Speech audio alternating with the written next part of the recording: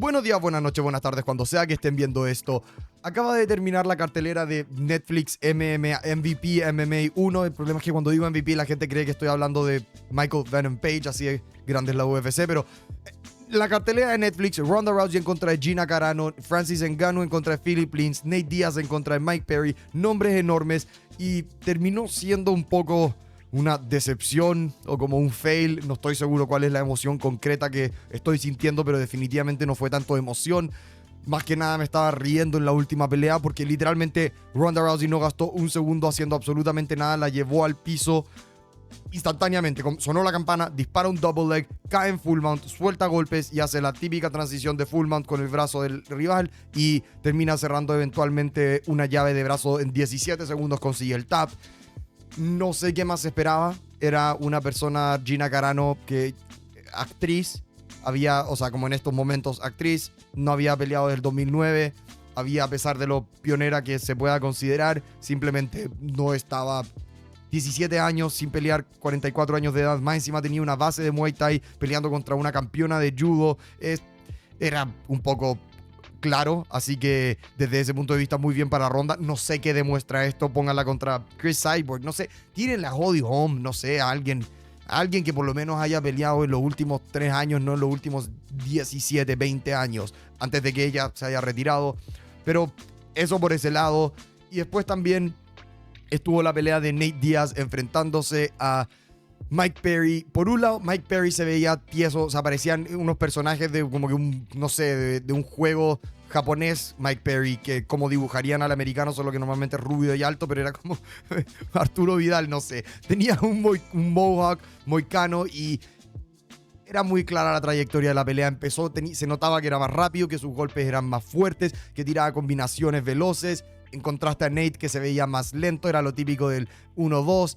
En un momento llevó a Mike Perry al piso, pero sinceramente el segundo asalto la debería haber detenido el ref porque se convirtió en una paliza absoluta. Mike Perry lo tenía cortado, lo tenía herido al cuerpo. Me dio pena. Literalmente cuando estaba viendo esa pelea me dio pena. Era un hombre, un peleador, atleta activo en el deporte, como de deportes de combate, más que Nate Diaz. 34 años de edad enfrentándose a alguien de 41 años, y se demostró, especialmente por el estilo de Nate, que es tan conducente a como solo recibir golpes y aguantar. Es como lo mismo de ese estilo como Tony Ferguson, que reciben harto daño solamente, y en este caso la persona fue capaz de hacer mucho daño. Fue exactamente lo que dije con Koke, fue exactamente lo que dije en las predicciones, que yo pensé que le iba a detener el doctor, que iba a hacer lo mismo que pasó contra Masvidal. En este caso no sé si fue necesariamente el doctor, porque era como su esquina, pero era el de los cortes de la esquina. Da lo mismo, el punto es que la detuvo a la esquina, no lo dejaron salir al tercer asalto y eso fue la buena decisión.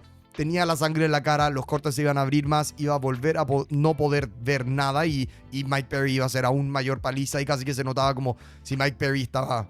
Siento que lo podría haber finalizado con golpe al cuerpo en el primer asalto. Como dije, me dio demasiada pena. Ojalá que Díaz no vuelva a pelear. Y no sé, en MMA es como particularmente brutal ver a alguien mayor peleando contra alguien joven. Como que cuando ocurre en boxeo no suele, ¿se entiende? Como... las peleas por lo menos no han sido tan brutales como esto. Como que en verdad, no sé, quizás estoy siendo exagerado, pero porque me gusta mucho Nate Diaz. Pero en verdad fue como, solo terminen esta pelea ya, Dios mío, era suficiente. Muy buena pelea de Mike Perry, de hecho hasta llevó al piso a Nate Diaz en un punto. Como que él se puso encima de Nate Diaz, conectó con ground and pound, no tuvo miedo de ir al piso, se escapó de una llave de pierna que le buscaron. Entonces igual demostró ahí habilidades. Obviamente no, estamos hablando de habilidades contra alguien, Nate Diaz, 41 años de edad, no estamos hablando de un nivel de la UFC, así que se va a quedar, quizás hace alguna pelea más por aquí, por allá, por MMA, pero creo que el camino le queda un poco mejor por Bare Knuckle, aunque quizás es un poco mucho daño acumulativo, pero da lo mismo. Después también tuvimos a Francis Ngannou contra Philip Lins. Primero que nada, al parecer, Philip Lins solo ganó $100,000 de esta pelea. Y si es que es verdad, Después de los impuestos, no lo puedo creer que literalmente, como si es que realmente a Philip Lins, más encima sobrevivió bastante, sobrevivió a fines del primer asalto hasta que Ngannou lo agarró con un izquierdazo de la muerte y lo mandó a dormir. O sea, sobrevivir por lo menos 4 minutos y medio contra Ngannou, mostró grappling, conectó con sus buenos golpes de vuelta, pero estamos hablando de una diferencia de 20 kilos. O sea, Lins pesaba 100, Ngannou pesaba 117, no sé, 120 probablemente ahora en este momento de la pelea, pero por $100,000 subirse a que te reviente la cabeza Ngannou a un sacrificio en vivo, lo encuentro absolutamente impactante. Yo pensé que los sueldos también iban a ser más grandes. Esta pelea, de nuevo, repito, no hace absolutamente nada para mí. Pongan a Ngannou contra gente buena. Es bueno, sigue siendo bueno, es peso pesado. Pónganlo contra gente buena. Dios mío, que me encantaría que la UFC lo vuelva a firmar. Obviamente sabemos que eso no va a pasar. Imagínense un Pereira Ngannou. Solo imagínense. Podemos imaginar, déjennos imaginar. Pero eso pasó con Ngannou contra Philip Lins. Me dio pena. Estos fueron los sueldos reportados. Ronda Rousey 2.200.000. 1 millón para Gina Carano por hacer estas dos, por hacer absolutamente nada. Gina Carano no hizo nada, fue un muñeco. Nate Diaz 500.000, Mike Perry 400, 1.500.000 para Francis Ngannou y 100.000 para Philip Lins. Pensé que los sueldos iban a ser mucho más altos, no les voy a mentir. Pensé que Nate Diaz por lo mínimo iba a estar en los 1 millón. Ojo que esto igual son cosas que son reportadas, no son unos números inventados, pero creo que son números porque como la pelea donde fue en el estado, legalmente tienen que sacar y decir esto. Entonces, son números más oficiales y me sorprende demasiado, no les voy a mentir. Yo pensé que los números iban a ser más altos y... bueno, igual esto quizás es mejor porque si es que no se están soltando igual 1.500.000 es más que lo que ganó Francis Ngannou en PFL, así que igual es harto dinero por una pelea súper fácil. Eso es el tema. Para estos tres, Ngannou, Gina y Ronda, fue noche fácil, no hicieron nada y se llevaron mucho dinero. Más allá de eso, quiero pasar a hablar un poco de cómo se vio el evento. Si es que tiene Netflix un futuro como promotora de MMA. Y, a ver, las preliminares estuvieron entretenidas, hubieron enfrentamientos locos. El de Adriano Moraes contra, creo que se llama Fumi Nkuta, fue una guerra loca, pelea sucia, da lo mismo, lo terminó finalizando después de que sonó la campana Adriano Moraes con un mataleón, pero le dieron la victoria a Moraes. Pero la pelea fue una ridiculez, muy buena. Fumi le estaba dando unos vergazos también a Adriano, pero lo que pasa, de nuevo, lo único que se va a mi mente es, UFC firma a Fumi, porque eso fue increíble, como que quiero ver a ese... peso, no me acuerdo si eran pesos mosca o pesos bantam, pero lo quiero ver en la UFC porque se vio increíble. Básicamente le ganó a Adriano Moraes. Y después hubieron otras peleas y otros enfrentamientos que estuvieron interesantes, que hubieron guerras muy buenas, obviamente, nombres más desconocidos. Y la producción detrás de esto también fue increíble. Las cámaras muy buenas, los ángulos buenos, el ring bueno, como todo eso desde ese lado de producción bueno. Pausas un poco largas, pero da lo mismo. Bien manejado, no hubieron caídas, la calidad increíble. Así que desde los aspectos técnicos, Netflix, o sea, obviamente ya tienen experiencia en esto. Lo hicieron mejor que lo que ha hecho Paramount. Por lo menos a Paramount se le cae, se le congela, problemas de audio, no sé, stream por medio. Así que por ese lado, por lo menos Netflix lo tiene cubierto. Ahora, ¿qué más tiene por hacer ahora Netflix? No lo sé. Puras peleas que sean así, super fights.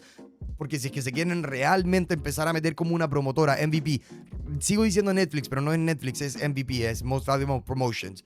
Si es que MVP realmente se quiere meter como una promotora de MMA, ahí es cuando empiezas a sacar cinturones, empiezas a crear como ciertas divisiones más establecidas, cuáles son todas las que van a tener, tienes que empezar a crear rankings, empezar a crecer tu roster. Es muy difícil crear una promoción desde cero de MMA, o sea... Te creo, sería mucho más fácil si es que hubiesen comprado Bellator, una estupidez, antes de que se mezclara con PF, antes de que desapareciera, o algo por el estilo, pero partir desde cero y crecer tu talento desde cero, tener que firmar a no sé cuántos peleadores para poder crear unos rankings, es una tarea que yo no sé si es que Netflix va a estar, o sea, MVP van a estar interesados en hacer, más allá de como estos emparejamientos divertidos. Traer a peleadores viejos que a la UFC ya no le interesa, traer a Masvidal, no sé, peleadores de ese calibre que ya se hayan retirado y ponerlos a pelear entre sí en una organización. Básicamente lo que querían hacer antes, como esa liga de la GFL, la liga de los abuelos. Perdón mi garganta, llevo hablando como 7 horas. Quién sabe, quizás se traen algún boxeador, no sé. No creo que se vayan a establecer como una competencia directa de la UFC en el sentido de tenemos prospectos, tenemos esto, que sí, lo hicieron ahora, pero de nuevo, es bien complicado si lo quieren seguir haciendo a largo plazo. Pero estoy emocionado. Por mí, sinceramente, más competencia, mejor. Yo no voy a reclamar. Esta cartelera sí no fue la más emocionante. No sé qué esperábamos. Era lo que se esperaba literalmente. Ngannou contra un semipesado. Un Nate Diaz de 41 años contra un Mike Perry de 34 y una peleadora de Muay Thai que no peleaba hace 17 años atrás, que tiene 44 años, que peleó MMA por 3 años, del 2006 al 2009, contra Ronda Rousey, una medallista de bronce en judo. No sé qué más esperábamos, sinceramente, pero como les dije, igual yo disfruté las preliminares, estaba viendo la cartelera así, turnio para los lados, separando la visión. Y eso, me gustaría saber cuáles son sus opiniones respecto a todo esto de Netflix MMA. No quiero hablar de las otras peleas porque realmente no valieron la pena. Sí, quiero mencionar lo de Junior Dos Santos, porque a Junior Dos Santos lo mataron. Eso sí me dio pena también. Fue lo mismo que con Nate Diaz. Robelis de Spain solo lo noqueó de pie. Literalmente lo noqueó de pie. Le metió como que un derechazo, uppercut, no sé, una combinación de 3 golpes, pero con el primero ya estaba dormido Dos Santos y después los otros 2 fueron de regalo mientras colapsaba y fue... Pero cartelera divertida, le doy un 6 de 10, te diría. 6 de 10. 6 de 10, no sé qué opinan ustedes. Pero eso, video más cortito, solo voy a hablar de la cartelera de Netflix. Like, comentan y suscríbanse. Nos vemos.